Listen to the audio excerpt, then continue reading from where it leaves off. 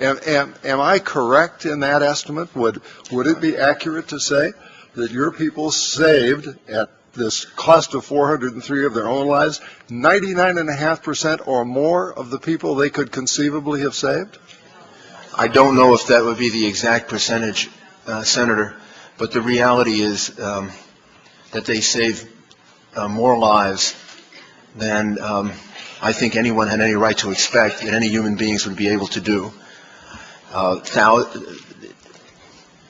Done differently with different people, and people may be unwilling to be as bold as they were, you would have had a much more serious loss of life. And their willingness, the way I describe it, to stand their ground and not retreat, and even their interpretation of an evacuation order. I know some of them. I know one firefighter whose family has explained this to me.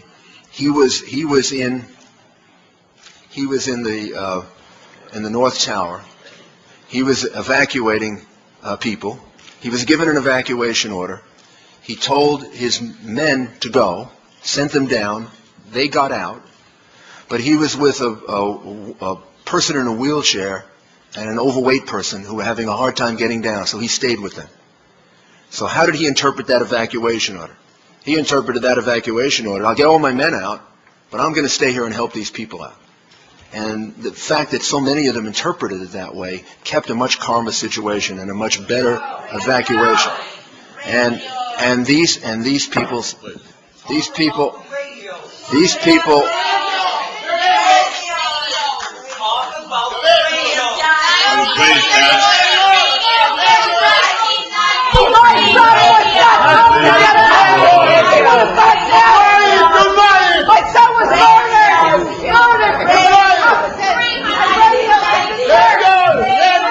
We're simply wasting time at this point. It should be used for questions. Please.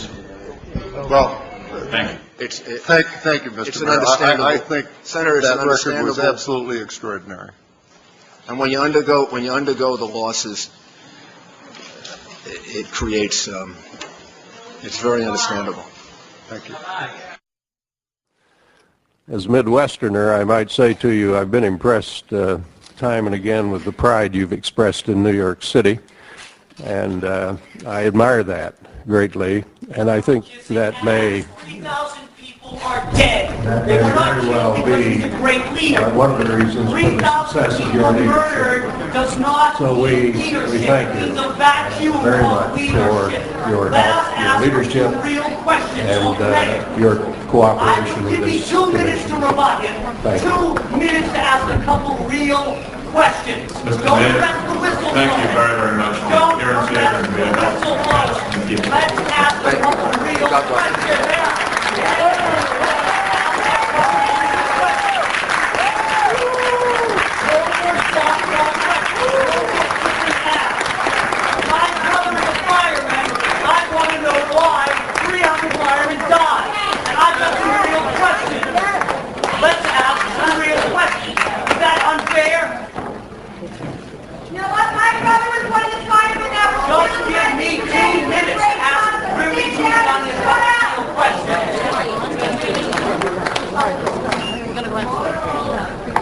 And what about the bunker? You didn't ask him about the bunker, the Office of Emergency Management bunker on fire? We are getting ready for the next panel, which will appear shortly. If you want to be disruptive, you will be removed from this room. Make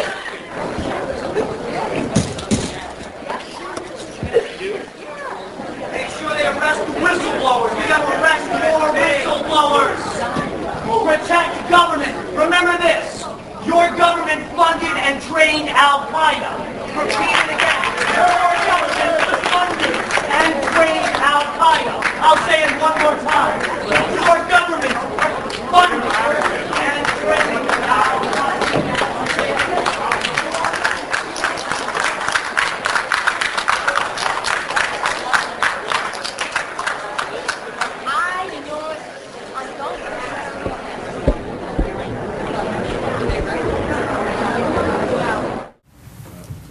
Brief questions. Then I know the general has to leave. Commissioner Ask Gorelick. about the war games that were planned for 9/11. Commissioner Gorelick. Could you please be quiet? We have only a few minutes with General Myers, and I'd like to ask a question. General Myers, I'm sorry. I would ask, please, people in the audience to be quiet if you want to stay here. General Myers, if you listen to the staff statement this morning, I think the question that has to be on the minds of the American people is where was our military when it should have been defending us? I mean, I think that's a fair question from a layman's point of view. Would you like to read? I know you have submitted some. Sir, Statement. This commission has not answered my questions. I'm walking out. It's a farce. I will. Thank you. Okay. Adios. Hey. Okay, yes. Yeah, thank you. Sir, I've submitted my statement for the record, and I think in the interest of time, and so that we address the issues that the commissioners would like to address, I will not make any further remarks at this time. Okay. Would either of the lighting, General Arnold? If not, then Senator Kerry?